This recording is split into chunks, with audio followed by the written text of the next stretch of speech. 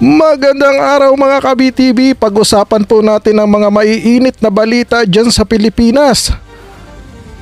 Warrant of arrest ng ICC inilabas na daw di umano, sabi ni Ombudsman Boyeng Rimulya para kay Senador Bato de la Rosa.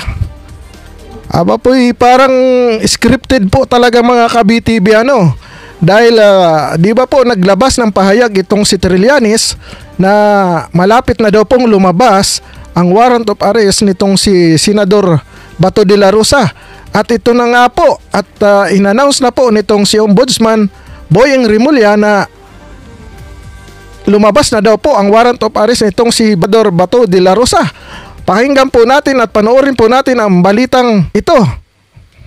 Si Ombudsman Boyeng Rimulya ang nagsabi na ipinaaresto na ng ICC si Senator Bato de la Rosa kaugnay sa madugong war on drugs. Nasa frontline ng balitang yan si Camille Samonte. May inilabas na raw na warrant of arrest ang International Criminal Court laban kay Senator Bato de la Rosa. Ito ang kinumpirma ni Ombudsman Boyeng Rimulya sa News 5 ngayong araw. Kaugnay ito sa madugong kampanya kontra droga ng administrasyon ni dating Pangulong Rodrigo Duterte na tinatawag na Oplan Tokhang. At ipinatupad ni De La Rosa bilang nooy hepe ng Philippine National Police. Ang sinasabing warrant of arrest kay De La Rosa, kinukumpirma pa ng Department of Justice. Ayon kay DOJ spokesperson Attorney Rafael Nicolo Martinez, wala pa silang nakikita o natatanggap na kopya ng arrest warrant. Pati ang Center for Transnational Crimes, wala pa raw natatanggap na red notice mula sa ICC, ayon kay Interior Secretary John Vic Remulla. Wala pang pahayag sa Senator De La Rosa hinggil dito. Sinusubukan pa ng News 5 na kunin ang kanyang panig at ang kanyang lokasyon.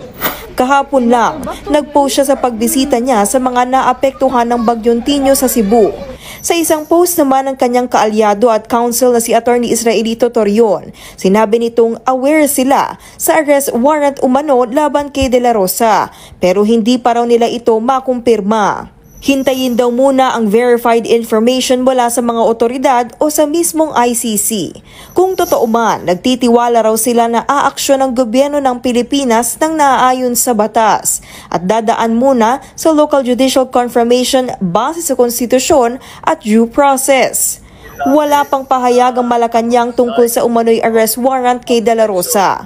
Ayon naman sa abogado ng mga biktima ng war on drugs na si ICC Assistant to Counsel Attorney Cristina Conti, naniniwala silang tunay ang arrest warrant sa senador. Dapat daw ipatupad ng Marcos administration ang pag-aresto kay De La Rosa at isuko siya sa ICC bilang bahagi ng obligasyon ng Pilipinas sa korte. Pero ayon kay Senate President Tito Soto, hindi niya hahayaang may maarestong senador sa loob ng Senado bilang institutional courtesy sa senador. Pero ibang usapan na raw kung sa labas ng Senado aarestuhin ang mangbabatas.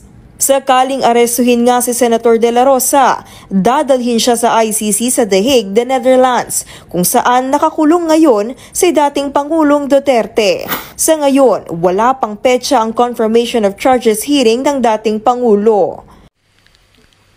Ayun na nga po mga idol Sabi nga po sa balita na sabi nga daw ni Ombudsman Boyeng Rimulya ay naglabas na ng warrant of arrest itong ICC. Ngunit wala pa daw pong natatanggap ang DOJ at ang si John Vic Remulla na warrant of arrest na galing sa Interpol or red notice di umano. At sabi nga naman itong si Attorney Conte na totoo daw po ang warrant of arrest na yan na para kay Senador Bato de la Rosa at kailangan daw po na sumagot ang Pilipinas o ang ating pamahalaan sa obligasyon nito sa ICC. Pero ang tanong ko po, may obligasyon pa po ba talaga ang Pilipinas sa ICC? Na alam naman po natin na wala na po tayo at hindi na po tayo kasali sa ICC. At wala na pong jurisdiction ang ICC sa ating bansa.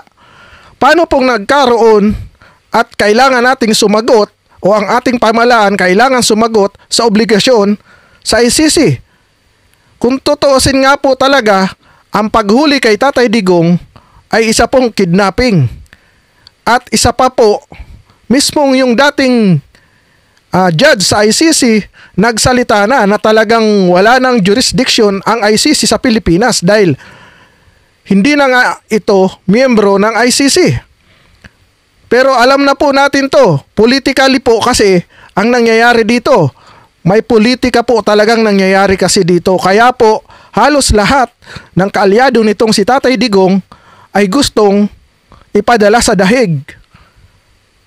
Ito po ang nakikita kong dahilan nitong mga kalaban sa politika ng Duterte family. Kaya po, ginagawan po talaga nila ng paraan. Dahil po, takot po sila na maupo po ulit ang Duterte dahil hindi nga po sila makakagawa ng kanilang mga agenda at kalukuhan sa gobyerno na kung saan po ngayon ay talamak po ang korupsyon. Kaya po, talagang pinipigilan nilang makaupo ang Duterte o ang kaalyado ng Duterte para po sila ang mamayagpag sa ating pamahalaan. Nako po mga ka-BTV, ibang klase na po talaga ang ating gobyerno ngayon.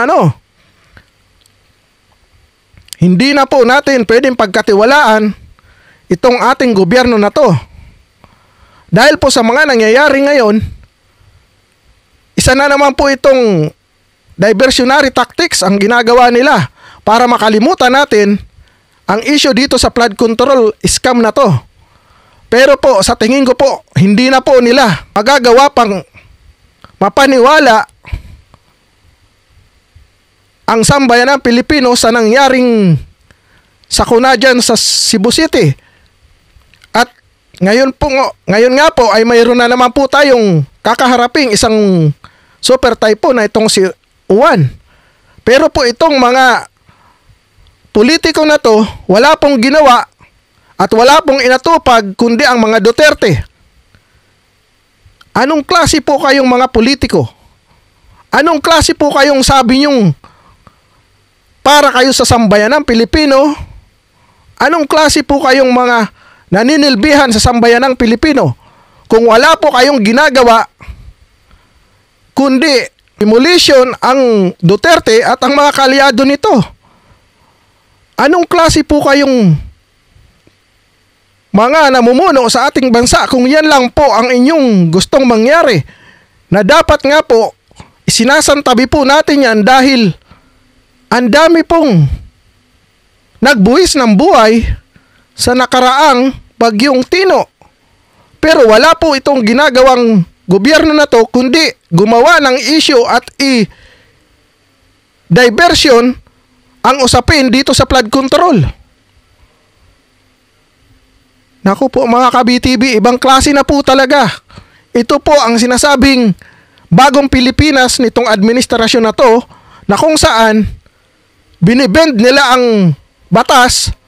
Saan ka po makakakita mga ka-BTV? Only in the Philippines lang po talaga na sa Cebu nagkaroon ng baha at nabunyag ang korupsyon ng 26 billion flood control budget. Pero po, itong ICI ay pumunta ng Davao para imbestigahan ang flood control na proyekto ng ating congressman na si Pulong Duterte. Saan ka po makakakitang ganyan mga ka-BTV na talaga pong halatang halata na po ng sambayan ng Pilipino na talagang ito ay pamumulitika lang. Kaso lang po mga ka-BTV, para yatang napahiya sila kasi wala naman silang nakitang ghost project o substandard na flood control doon.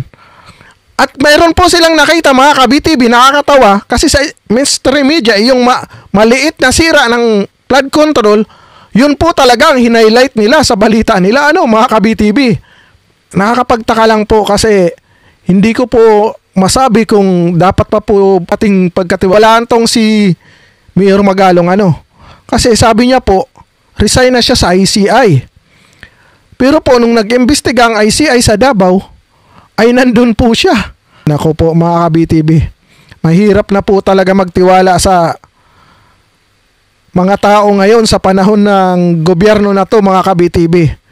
Dahil lahat po gagawin nila para lang mapabagsak ang Duterte at hindi makaupo at makabalik sa pagiging Pangulo dahil mawawala na naman ang kanilang ginagawang lukuhan sa gobyerno.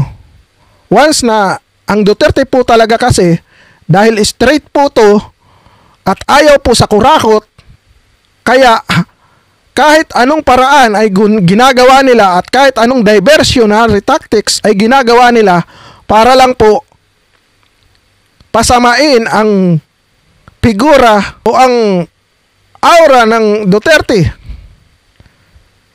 Hanggang dito na lang po mga ka-BTV ang ating reaction video. Always remember po, God is good all the time. God bless us all. BTV React is now signing off. Bye-bye.